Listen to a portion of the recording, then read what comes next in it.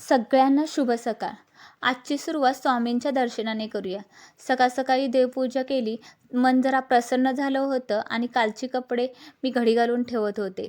इतक्यात स्त्री उठली आणि कपडे घालून ठेवलेली तिला कशी आवडतील तिने लगेच विस्कटायला चालू केली. बघा कशी त्यानंतर मी स्त्रीचा आवरला आणि तिला नाश्ता भरवत होते. नाश्ता भरवताना ती किती मस्ती करते बघा. खायला तर काही नकोच म्हणते, पण कॅमेऱ्यासमोर यायला तिला खूप आवड आहे. त्यानंतर थोडा वेळ खेळली आणि झोपी गेली. ती झोपली की संपूर्ण घर कसं शांत होऊन जातं. हर्षूची ही एक्झाम फेब्रुवारी महिन्याच्या पहिल्याच आठवड्यात आहे, म्हणून मी त्याला बुद्धिमत्तेचा एक प्रश्न सोडवून देत होते. हा घटक होता तुलनेचा. तुम्हालाही हा घटक कसा वाटला बघा. शीतलपेक्षा सुप्रिया मी या पद्धतीने त्याला समजावून सांगत होते. शी आणि त्याला सुप्रियाचं सु.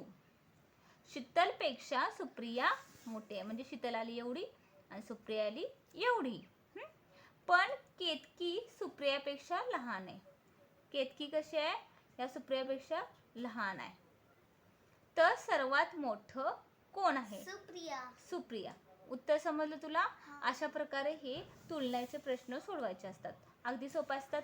असा डायग्राम काढला की पटकन सुटून जातात प्रश्न. समजलं? बुद्धिमत्ता हा विषयच असा आहे की जिथे फक्त बुद्धीचाच वापर केला जातो. आणि त्यानंतर मी स्वामी चरित्र सारामृताचे 108 पारायण करायला घेतले आहेत. हे पारायण वाचन करत असताना मला खूप मोठे अनुभवही आलेत.